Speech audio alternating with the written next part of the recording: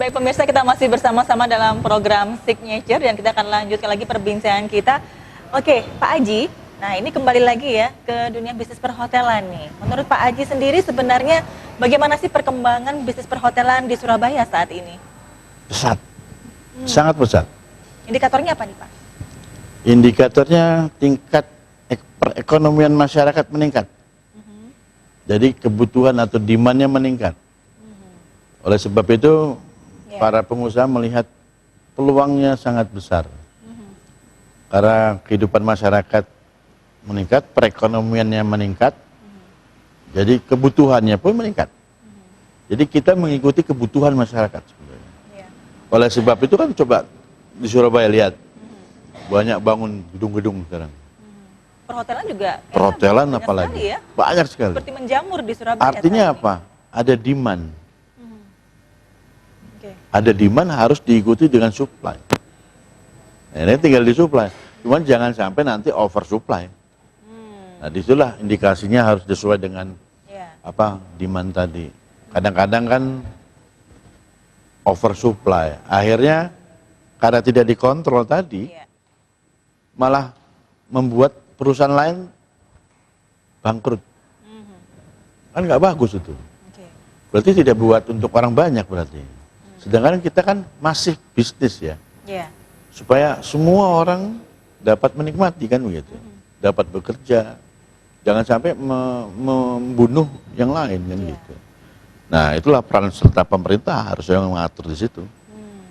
Jangan sampai nanti hanya satu golongan atau kelompok yang dimenangkan atau dikasih gitu peluangnya, sedangkan yang lain ya kan berhubungan dengan masyarakat lagi. Sedangkan di situ ada karyawan, ada banyak orang yang tergantung sama perusahaan itu.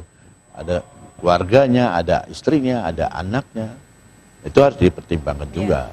Sejauh ini kalau menurut Pak Aji sendiri gimana Pak regulasi dari pemerintah? Cukup mendukung nggak untuk pertumbuhan bisnis perhotelan di Surabaya saat ini? Untuk saat ini ya boleh katakan sudah. Tapi tinggal aplikasinya saja. Kembali lagi kontrolnya gimana, ya kan? Jangan sampai hanya cuman di mulut saja, ya kan? Aplikasinya itu penting sekali. Adanya cross checknya gimana, bener nggak dijalankan? Jangan hanya NATO ya, no action talk only gitu kan? Itu saya melihat sekarang sudah berkembang sekali, sudah ada kesadaran, tapi belum seluruhnya. Ada beberapa pihak yang yang penting urusannya beres, karena biarin aja kan gitu. Ya kalau kayak gitu ya susah. Sekarang kita maunya gimana? Kita kan mau sama-sama, semua supaya hidup. Karena kita kan ngomong umat ya, kepentingan umat ya, bukan kepentingan kelompok ya.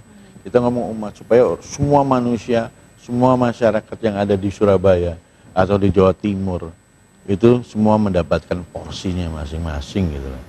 Jangan sampai hanya cuman ngomong aja, mana, nggak ada aplikasinya. Dilibatkan tapi hanya untuk ngeramein aja. Dilibatkan memang, tapi hanya untuk meramaikan saja. Tapi kepentingannya ini nggak tahu saya. Ya kita ngomong nggak usah inilah. Kita lihat dari kasat mata aja kita lihat kok bisa. Karena manusia Indonesia sekarang bukan seperti dulu. Sekarang sudah pintar semua sekarang, sudah belajar.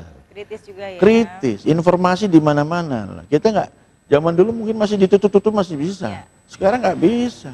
Masyarakat kita udah pintar-pintar, teknologinya canggih-canggih sekarang. Apa iya kita pura-pura tutup mata?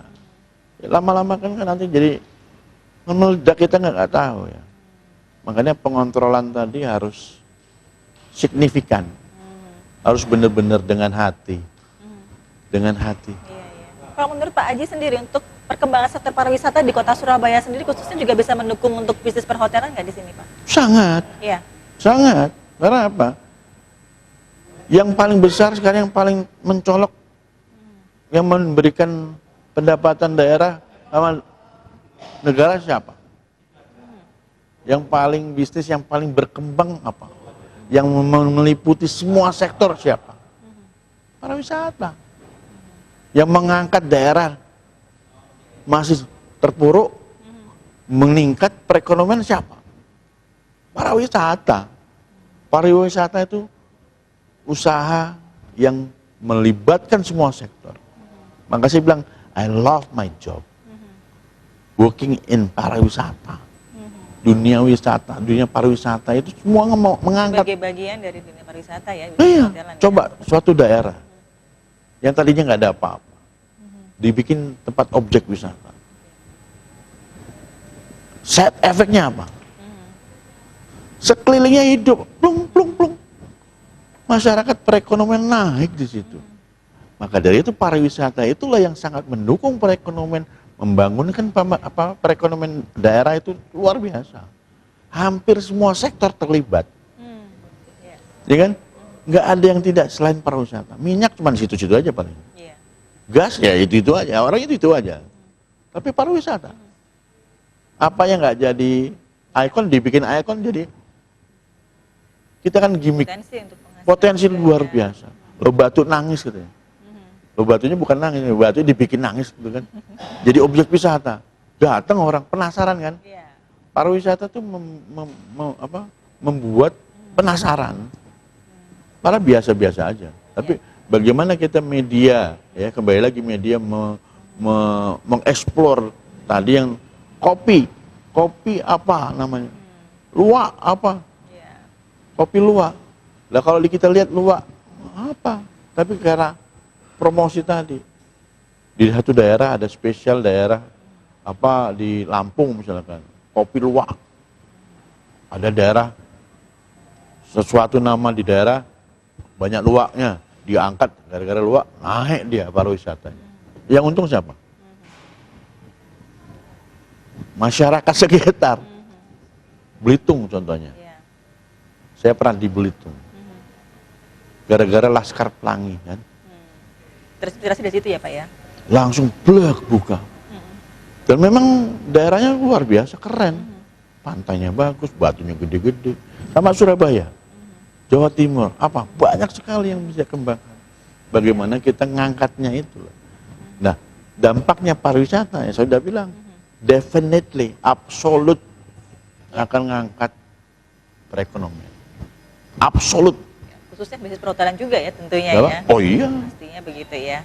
Namanya jasa, itu kan kita jasa ya. Berhubungan dengan jasa.